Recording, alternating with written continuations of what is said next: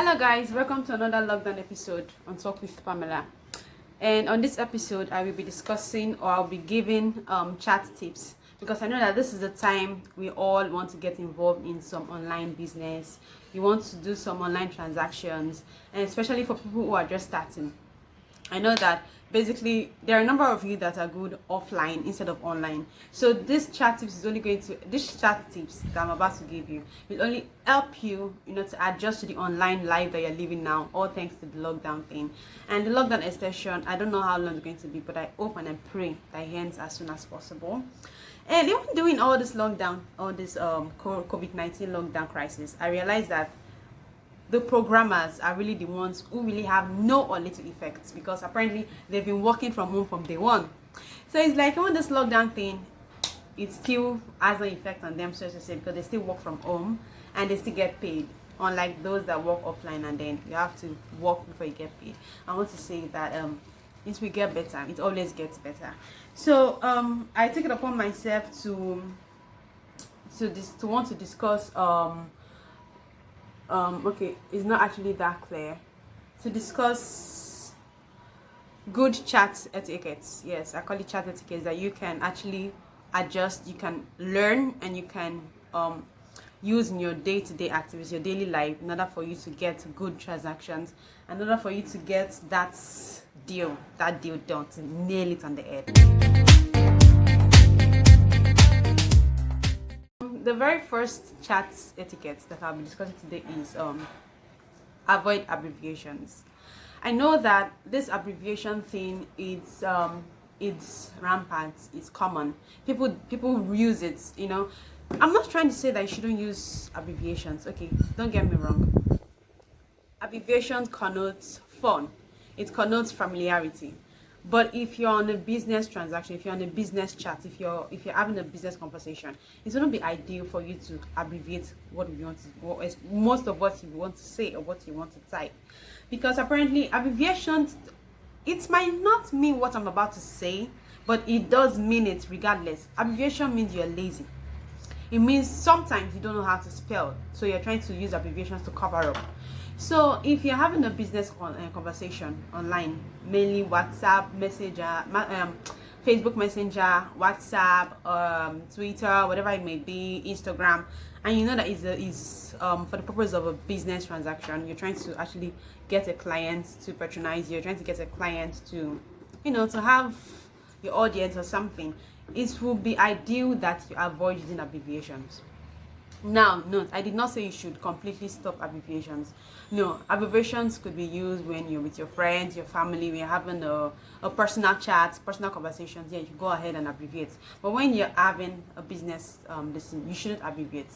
And I said I'm going to emphasize on the word familiarity. If you are familiar with your business client, if you're familiar with the person you're having this conversation with, you may not necessarily have to avoid abbreviations.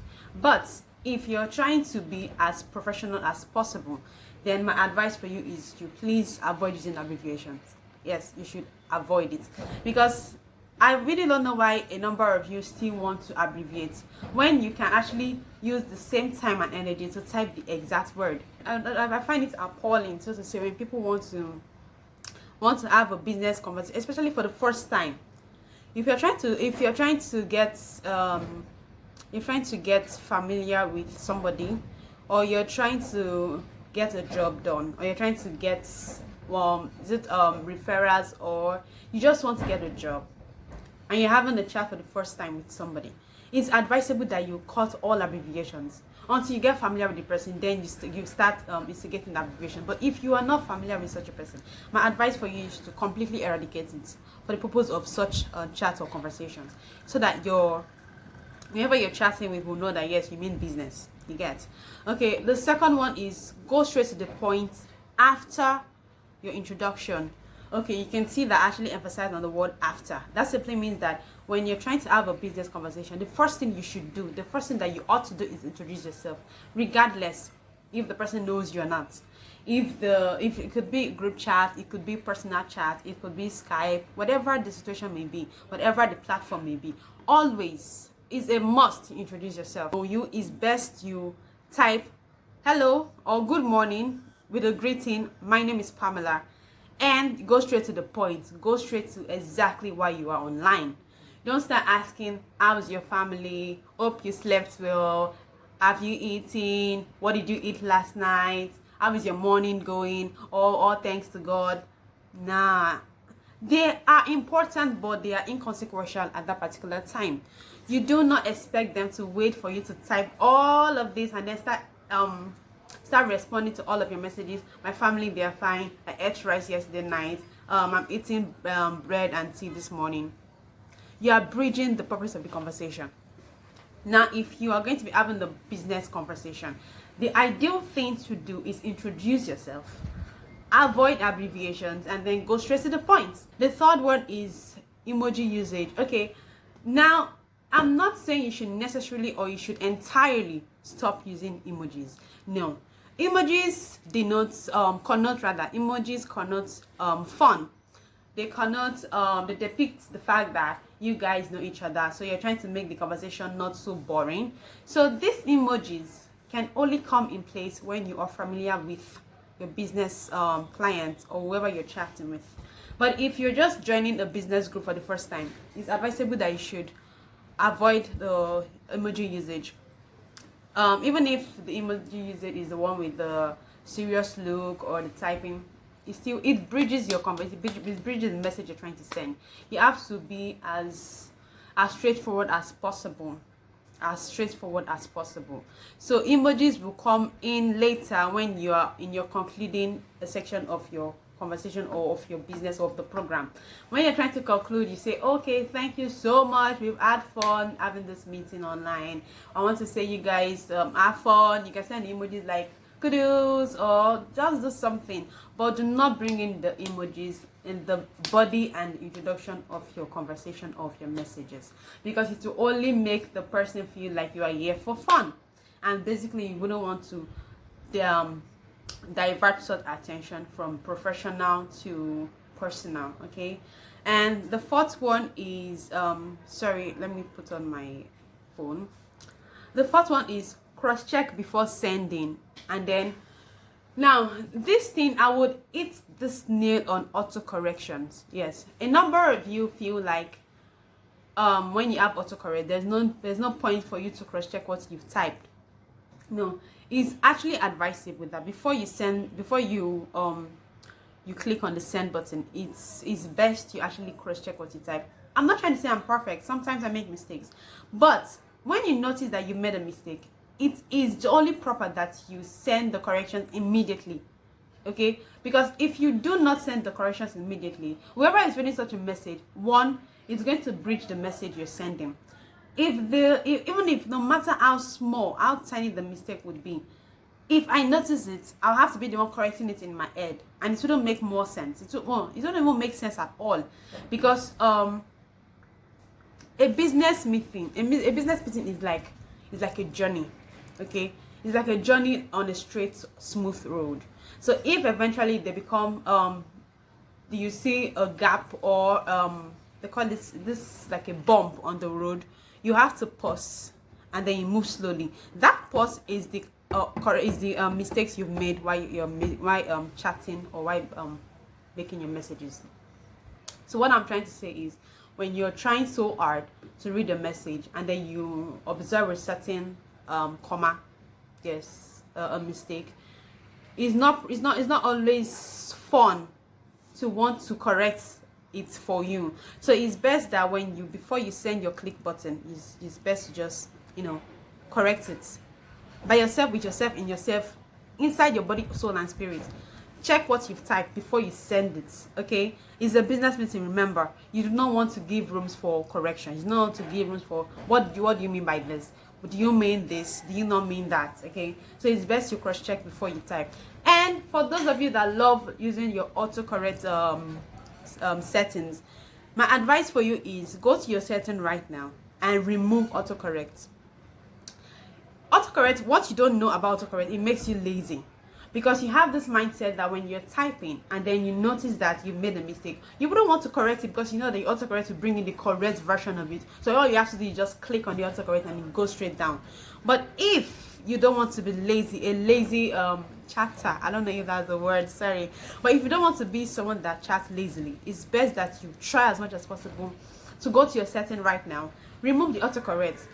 One thing you do not know, this is going to build you. Yes, because apparently when you start typing and you start noticing that you yourself are making mistakes, you will know deep down in your soul and spirit that you don't know how to spell.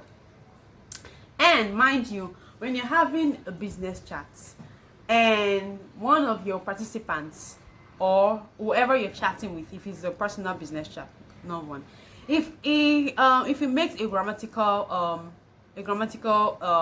sentence, or if he makes a grammatical word and you do not know such a word, please minimize that chat and go straight to your dictionary. That's why it's always good to have a dictionary in your phone. It's advisable that you minimize it and go to your dictionary. You find out, you look out for the meaning of the word, and then you assimilate it. You understand it before you respond. Please do not always ask, "Ma, please, what does this mean? Ma'am, what do you mean this?" Don't even try to correct what they've already sent, because apparently they know what they sent. Okay, it's not left for you to start asking them. Okay, let me use the word which grammatical big word am I using now? Okay, what if somebody is trying to say, "I'm not insinuating that you should do this." You do not know the meaning of the word insinuating. Do not ask, "Ma, please, what does insinuating mean?" Or, "Ma, do you mean compelling?" "Ma, do you mean instigating?" You get? The lady already had the idea of what she was typing before she sent it. So she meant insinuating. All you have to do is go and look out for the word insinuating. If it means a word, if it goes in line with the context of what she sent, then you assimilate it and you give a response in correlation to what she has already sent. Don't begin to ask her, "Okay, ma, does this mean this? Does this mean that?" You understand? It will not give you won't say it won't mean well at all. You get? And then the last but not the least, the last tips for today is never leave a chat abruptly. Yes, when you're having a business conversation and you want to quickly do something, you want to leave the chat for something important or something relevant to you but not to the conversation you're having, it's advisable that you actually send them a message immediately.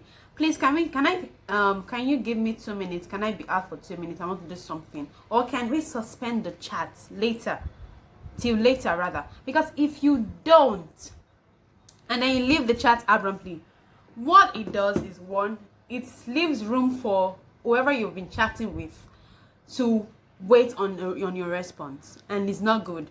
Because when they start waiting on your response, they feel either one, you don't have data connection again, two, probably it's network.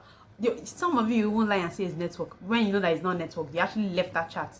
So it's advisable that before you leave a chat abruptly, give reasons why you're leaving the chat. Even if you don't want to give the precise reason, just give reason that you'll be offline for a while. If they can suspend the conversation till you get back, and if they can't, they should leave the conversation for you, and when you come online, you're going to respond to each and every one of them. It's advisable that you always never, I'm using the word never, I'm not using the word not. They say never say never, but in this context I'll say never leave a chat abruptly, because it won't tell well on you. It won't tell that you are actually professional in whatever you do. It feels you are just nonchalant, and nobody wants to work with a nonchalant somebody.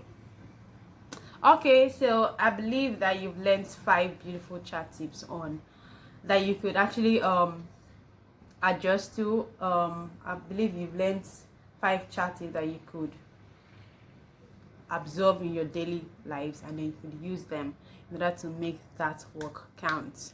Okay, if you're just joining us, it's not too late. Don't forget to like, to share, to comment, and to subscribe. Click on the subscription button down there and click on the notification button, so that when I upload more videos, you get notified about it and you get aware. Okay, we've come to the end of today's episode. I want to say a very big thank you. Have a lovely day, and I wish you a corona-free life. Bye. I believe I can.